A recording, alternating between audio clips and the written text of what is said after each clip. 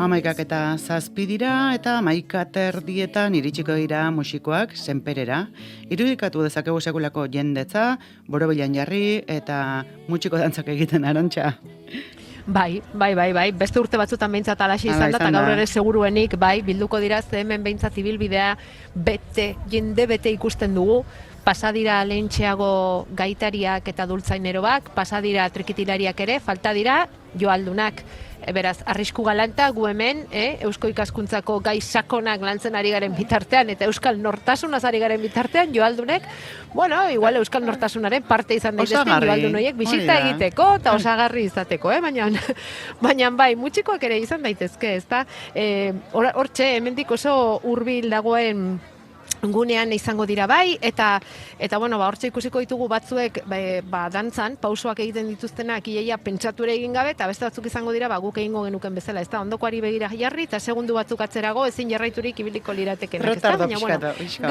Retardo pixka batekin hori da, atzerapen pixka batekin, baina, bakizu herri urratzen denak balio duela. Irati? Hala da, giro ederrean gaude hemen gainera, eta, jendeak ez du bat ere indarrik galdu, eta gogoz etorri dira ere gure galderak erantzutera. Bai, Irati azkue, badakizue Eusko Ikaskuntzaren ahotsa dela guretzat, bisitatzen gaitu noiztean behin amaraunean, eta ekartzen dizkigu gai gogoetarako modukoak, gaur bezalaxe. Zu zer moduz moldatuko zineteke, mutxikoetan? Egia esan zuk lehen esan bezala, aldamenekoari begiratu, eta, zer edo zer egingo nuke. Bai, ez da gutxi, ohiturarik ez daukagula, eta hola, baina, saiatuko gineteke, ez? Bai, talde giroan parte hartzeko prest beti. Eta atera da, aurren, esan? Zer, esatera ninduan Irati gu baino lehenago iritsi dela gaur, herri urratsera, gu baino goizago etorri da, eta goizetik mugimendu handia, ez, Irati? Lakua eta senpere lo aurkitu ditut, baina esnatu da segidan eguzki ertetearekin bat, egia esan, pixkanaka hasi da, eta guain egia esan, ez dakite nola bukatuko duen, baina guain dagoen moduan bada, hau esponentziala. Bai, ez, tarte batzuetan pasatzeko lanak izan dituzula, esan diguzu. Bai, gune batetik bestera etortzerakoan, guain bai nabari da, jendearen, bai. Bai, eguzkia badugu, goizetik dugun bezala laino batzuk atera dira orain ikusten ditugu hemen lainotu, eta haizea dago freskoago, goizean baino, Bai, freskatu egin du, baina eskartzen genduen bai eguzkia, eta guain? Bai, baina ederra dago hemen giroa. Aipatu dugu gaurko galdera potolorre daukan osagaietako bat, dantza. Dantzak, hizkuntzak, paisaiak, mundu ikuskerak, musikak, zerk ematen dio nortasuna herrialde bati. Galdera handia bota dugu, baina hortaz arituko gara gaur Eusko Ikaskuntzaren azterketa bati begira jarrita Arantxa. Bai, galdera handia da, baina zuk baino lehen egin du galdera hori Iratik. Hartu grabagailua eskuan, eta hemen ibili da laku bazterrean, atzera eta aurrera. Galdera zehatza zein izan da, Irati? Lehenengo taben egunonak opa ostean, horrela bota diet, zer da zuretzate Euskal nortasuna, zer da zuretzate Euskal izaera? Galdera egitza ez dakit hori dugu, baina zer dan eskol nortasuna, ez dakit eskolaz bizitzea, eskolaz mintzatzea, eskualdun txenditzearen ustez gauza bat da. Bai, gure bujokak segitzea, eta motivatu goitea lortu arte. Bai, biztan dena badugu frantses nortasun bat egan ezake, aski urgun, gu sortzen girelarik, eskualdunak gira, hiltzen girelarik, eskualdunak gira, beraz, ala nola bizi dugu egunerokoan. Aurretatik bizita dugu gauza bat, eta tortzea da, obligazio bat, obligazio ez, baina beti eskatzen du gorputzak eta bihotza egoazen. Niretzat Euskal nortasuna hasten da deia Euskarrarekin, beraz hizkuntzarekin. Euskalduna izaiteko, beraz nire ustez Euskaraz hitz egin behar da, beraz horregatik importantea da. Eta horretako jengira egurratxera, ikastolak sustengatzeko eta beraz Euskara sustengatzeko. Laguntasun edo anaitasun orokor bat, hori egiten nion ere semeari argi batzean, lasai jende. Hainitz bada, baina denak Euskaldunak gira, beraz denak lagunak gira, piskat, espiritu hori. Kaixo, Euskal nortasuna nik esango nuke azkenian dela, Euskaraz bizitzeko aukera hori ematen digun guztiarekin, hartu eman horrek ematen didan betetasuna esango nuke. Bai, egia esan, inon egotekotan herri urratzen dago ez da presente euskal nortasuna, Irati? Bai, hala da, eta euskara hizkuntza ofiziala ez den herrialde batean gaudela kontutan izanik, eta euretatik asko euskaraz bizi direla kontutan izanik, euskal nortasuna indarrean da bai hemen. Bueno, honen atzean ala ere, galdera bat baino gehiago daude, euskal nortasuna, ala nortasunak, esan beharko genuke, pluralean, ze azken finean hori denok berdin sentitzen dugu, hori ere galdetu beharko litzateke, galdera asko daude bata bestearen atzetik, ezta? Horrela da, eta, bueno, bide batez eusko ikaskuntza, horretan laguntzen,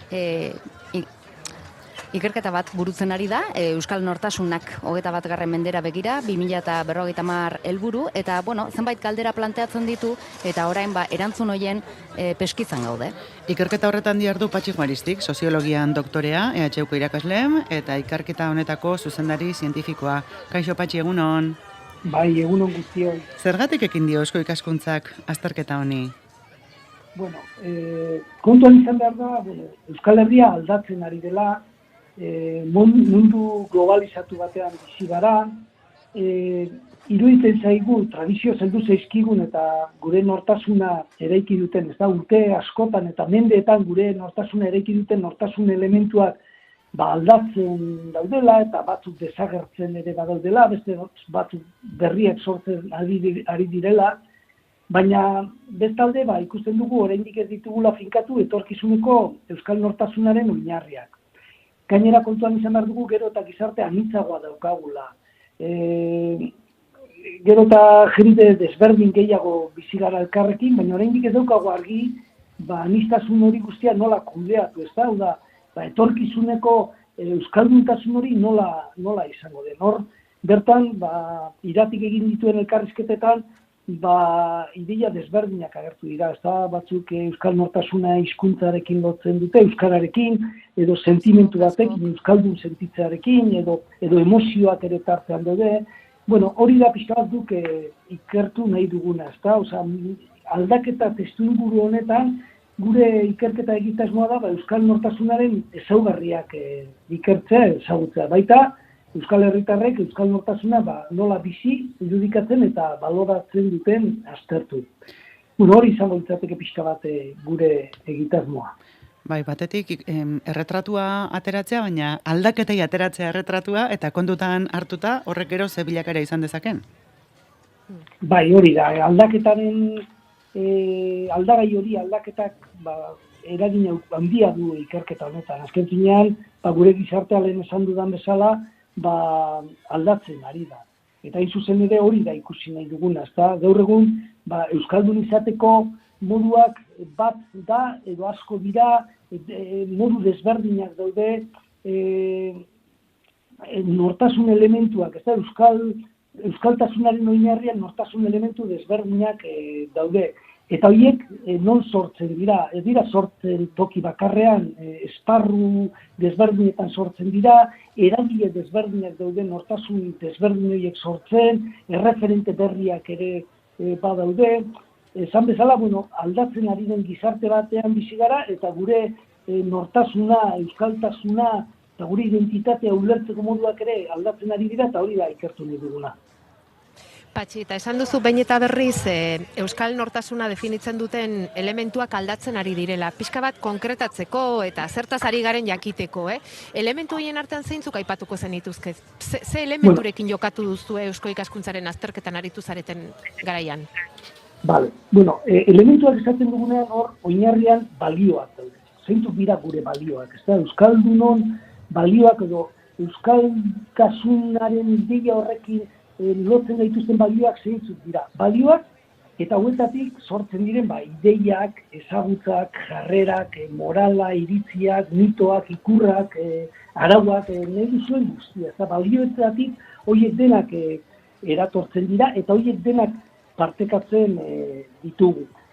Azken finean dut talde bateko sentitzen garenean, balio horiek edo elementu horiek guztiak, ez guztiak, baina elementu horietariko asko partekatzen ditugu. Horiek daude gure identitatearen oinarrian. Eta beraz, garrantzitsua da tradizioz etorri diren elementu horiek ezagutzea, ezagutzea ere gaur egun nola aldatzen ari diren horiek, eta baita galdetzea etorkizunean gure nortasunaren oinarrian egongo diren elementu horiek, balio edo emozio da ikuspuntu horiek guztiak, nolakoak izango diren. Patxi, Iban Larrandaburu agurtuko dugu, Bogaz Gaindiko zuzenbidean doktoregai Euskal ikasketak egina, eta proiektu honetan talderagileko kide. Kaixo, Iban? Kaixo. Ari zinen Patxik dioena entzuten, ezta? Bai. Zer erantxiko zenioke? Nola definitu Euskal nortasuna? Justuki, gaidera oso komplexua da, eta erantzuna ere bai, erganezake, bai, Euskal nortasuna, definizio zehatzik, bai, Euskal nortasunak azkentinan zuela definizio zehatzik. Eta nortasun kontzeptuan oso komplexua eta nolabait pertsonala da. Eta errango nuke, behar da, bihitzez hor, elementu definitzaile nagusia lurraldearekiko atxikimendua eta identifikatzea izango lilatekela. Eta ondorioz, gure lurraldea osatzen duten elementuetan zentra daiteke, eta hor ostion diendek erranduten bezala, Euskalaren presentzia elementu definitzaile gisa hor aski nabarmena zen, baina badira beste balio batzuk ere, Patxik erranduen bezala, eta hor ere gure lanak aztertuko ditu zeintzuk diren beste horiek eta nora pizkat elkartzen diren identitatea osatzeko. Zu Iban, lantaldeko kide gaztena zara eta Ipar Euskal Herriko begirada ematen diozu taldeari. Nola bizi duzuzuk Euskal nortasuna iparraldean? Lurraldeen artean diferentziak direla sumatzen duzu? Bueno, behar bigarren galearekin asko nintzateke, erganez bai, azkentinan Euskal nortasunak eta Patxik hori adierazidu ere elementu aman komunak badituela lurralde guztietan. Diez, nire ikerketetan, Mugaz Gaindiko lankidetza aztertzen dut, eta erran gabe doa lankidetza horrek oinarri identitario argi bat duela azken finean. Eta horrek, nolabait, zentzua emaiten dio gure lankidetzari. Eta lurralde guztian ere aurkitzen dira balore eta percepzio amankomun batzuk, ala nola hizkuntzarena, baina ere lurralde bakoitzak bere identitatearen ezaugarri propioak izango ditu, eta lurralde batean ere hor errika alda daiteke. Eta hori pixkat hori zenitzen dugu iparraldean batez ere, iparraldean bertan janezake desberdintasun handiak badirela hor lurralde batetik bestera, adibidez kostailean eta barnekalean euskaldun zenitzea ezberdinki bizitzen da. Arrazoi askok hori esplikatzen dute. Eta errantzakegu historiak, baita geografiak, gure bizimoldeak, eta berriki sortu diren fenomeno sozialek ere eragin handia izan dutela hortan. Bueno, dudarik gabe Euskal nortasuna lotzen dugu hizkuntzarekin, ezta? Natural ateratzen zaigun gauza bada, eta natural den beste gauza bat, etorkizunean aldatu egin daitekela, ezta? Erreferentzia hori edo Euskal nortasunaren esan dezagun irudi hori, ezta? Parte hartze irekia da prozesu honetan, hausnarketa honetaz gehiago jakin nahiko lukeenak, Patxi, Iban, zer egin beharko luke, nora jo beharko luke informazio gehiago izateko Eusko ikaskuntzaren horri aldera, esate baterako, eta hortik bideratuko litzateke guztia? Bai, interesez hartuko zenukete kanpoko parte hartzea ere, Patxi? Bai, ondo esan duzun bezala, web horria da niretzako ikerketa honi buruz informazioa lortzeko biderik hobenena, hain zuzen ere Eusko ikaskuntzaren webgunean badago proiektuak izeneko atal bat, eta hor sartuta informazioa lortu daiteke. Eta, esatea da, gure helburua dela Euskal Gizartearen ikuspuntua ezagutzea, eta orduan gure ikerketa subjektuak herritarrak direla. Eta orduan gure helburua dela herritar guztiengana hurbiltzea, herritarren ikuspuntua ezagutzea, beraz, jendeak interesa badauka bere iritzia emateko edo parte hartzeko, hor webgunean ikusi daiteke informazioa. Zer eta nola egin, alegia kontrabidea hartu dezan jendeak eta beraiek zuengana zuzenean jo. Patxi Juaristi, ikerketaren zuzendari zientifikoa estimatzea izugu, eta garbi dago aurrerago ere itzein beharko dugula zuekin eguneratzeko geukera ikerketa.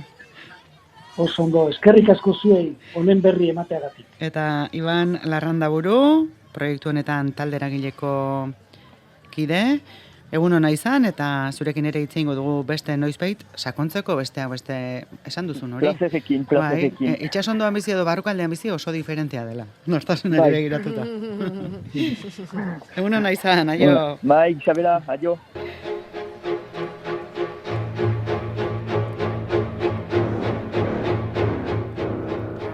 Eta Irati, Teresa, alemanek konposatutako musikarekin agurtuko zaituguzu?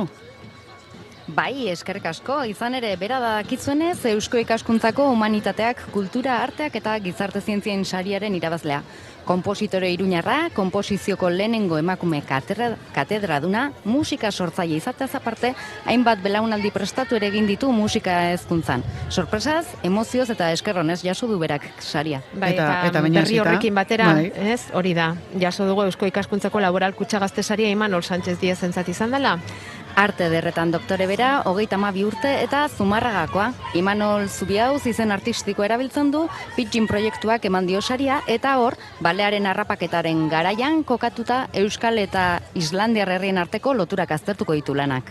Garrantzitsua da, gure kulturantzako jakitea. Hori da proiektuaren ardatza hortan zaliatzen da, eta batez ere memoria kolektiboan oinarritzen da, berreskuratzeko memoria kolektibo hori. Zorionak biei eta zuei urrengora arte. Bueno, Irati egin dituzu, amarauneko lanak, orain zer, lakoari huelta. Bai, jarraituko diogu, bueltak emanaz, eta, bueno, bat agurtu, beste ere bai. Hori da, zer leku egokiagorik hemen igande eguna pasatzeko. Dago, baina, hola, perfektoa. Eguzkia, iparraizearekin, eta musika, nahi adina, jendea, agurtzeko. Dultzainak iriste zaizkigu. Martxa pixka bat. Bai, ez da? Hasi dira, badatoz.